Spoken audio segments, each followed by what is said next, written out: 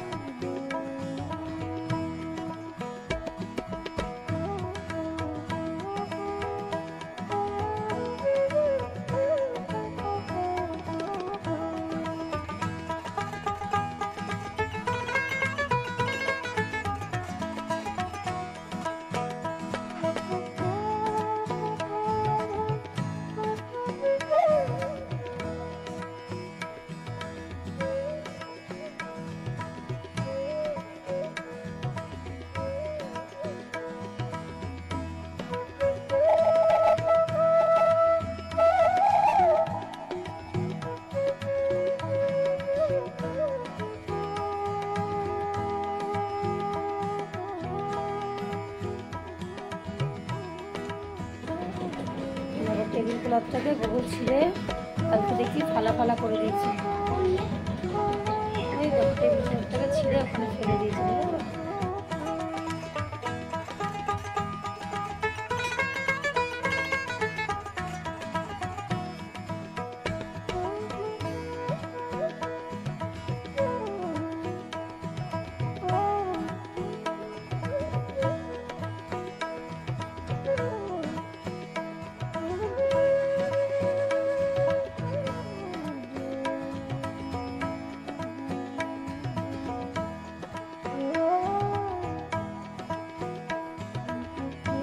পুঁই শাক নিতে এসেছি কাকিমার বাড়ি কাছে, দেখো পুঁই শাক ভর্তি। আমি একটু পুঁই শাক দিয়ে তো রান্না করবো আজকে, তাই নিতে এসেছি। চলো পুঁই শাকগুলো কেটে নিয়ে আসি।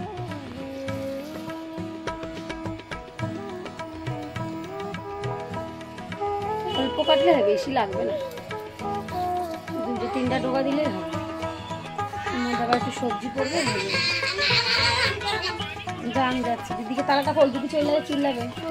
হ্যাঁ হয়ে যাবে, আর কাটতে হবে না। ওই তো আমাদের বাড়ি তো খাই আমি আর টি, আর তো কেউ খায় না।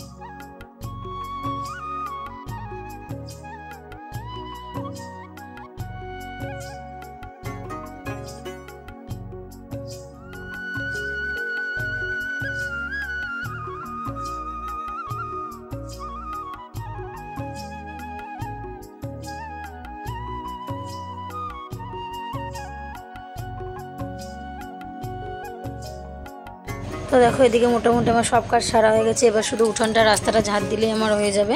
তো এদিকে কোমরে একটা গামছা বেঁধে নিয়েছি, কারণ নাইটিটা পুরো ভিজে চ্যাপচ্যাপে হয়ে গেছে।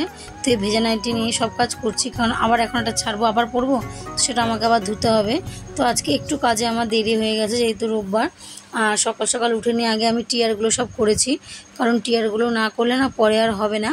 তো দেখো এদিকে জামা প্যান্ট যেগুলো কেচেছিলাম স্নান করে এসে এগুলোকে মেলে দিচ্ছি। আর ওদিকে দেখো চাদর মেলেছি কাকিমাদের দড়িতে, যেহেতু দড়িতে চাদর মেললে এখানে আর জায়গা হবে না এগুলো মেলার, এমনি অনেক জামা প্যান্ট হয়ে গেছে, তাই এগুলোকে বাড়ির দিকে মেলে নেব।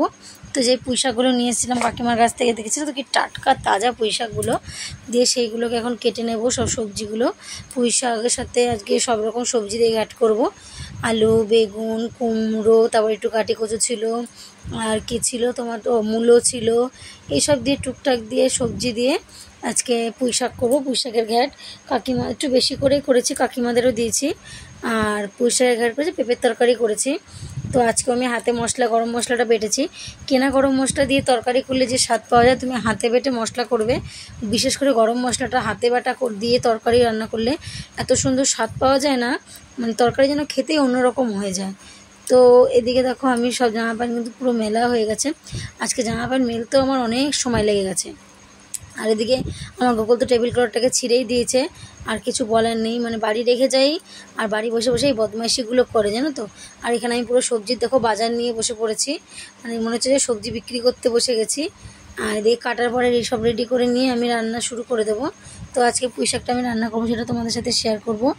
আর পেঁপেগুলো না আজকে পেঁপেটা যেহেতু বড় ছিল, তো আজকে পেঁপেটা আমি একটু বড় বড় করে কেটেছি, দিয়ে একটু হালকা ভাপিয়ে নিয়েছি, কারণ ভাপিয়ে না নিলে না পরে অনেকটা সময় আমি সচরাচর মানে সেদ্ধ করি না, কিন্তু আজকে যেহেতু একটু বড় বড় কাটা হয়ে গেছে তার জন্য আমি পেঁপেটা সেদ্ধ করে নিলাম।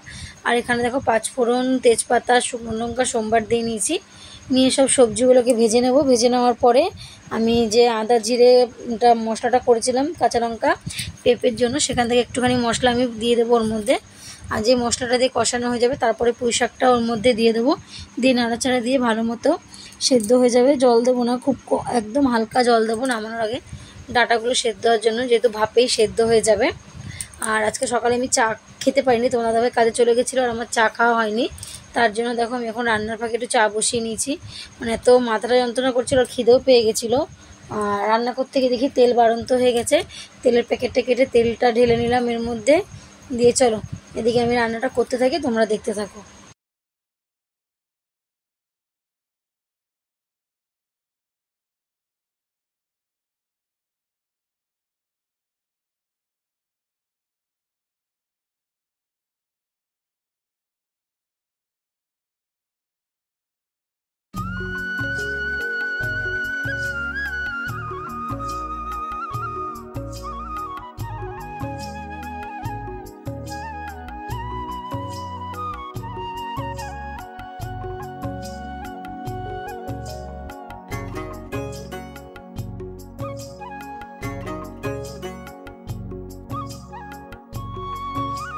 বাচ্চা পার্টি আজকে চিপসের পিকনিক করছে, বৃষ্টিতে বেচারা একদম পিকনিকটা ড্যাম খেয়ে গেল। বেচারারা বাইরে সব বন্ধুরা মিলে পিকনিক করতো, আর বৃষ্টির জন্য হলো না, ওই জন্য দেখো ঘরে চিপস নিয়ে এসে। আর এই যে বাচ্চা পার্টির মধ্যে এই বড় লোকগুলোও আছে, এই যে এই যে এই যে বাবা আর মেয়ে দুজনে মিলে চিপস খাচ্ছে, দেখেছো কেমন। আর এই দেখো আমার গোকুল বাবা, এই দেখো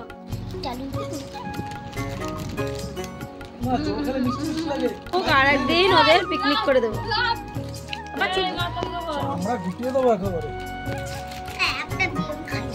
না দেখো এরকম আমি ফাইলটা নিয়ে যাচ্ছি ম্যামের বাড়িতে, কাগজগুলো জমা দিয়ে আসি, যেহেতু আজকে 1 তারিখ, কাল থেকে আবার স্কুল চালু হলে সময় পাবো না যেতে, তার জন্য ম্যাম বলেছে যে আজকে দিয়ে যাও, এই যে নিয়ে যাচ্ছি সব। আর এই যে জামা প্যান্ট সব তুলে মেলে দিয়েছি ঘরে, এদিক ওদিক সব জায়গায়, বাইরে বৃষ্টি পড়ছিল। তো চলো যাই, আবার আসি, এসে তোমাদের সাথে দেখা হবে।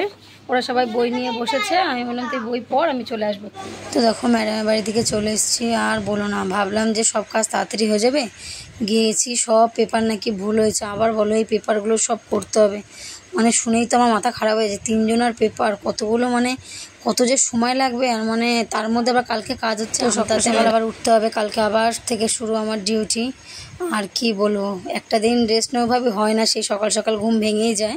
তো এখানে দেখো বাড়িতে চলে এসেছি, কাকিমা সিঙ্গাড়া দিয়েছে, মুড়ি দিয়ে সিঙ্গাড়া দিয়ে তোমার দাদাভাই টিয়া সবাইকে দিয়ে দিলাম শশা কেটে। আর রাতে কোনো আজকে আর কিছু নেই। তো এখানে ভিডিওটা শেষ করছি, আবার কালকে নতুন একটা ভিডিও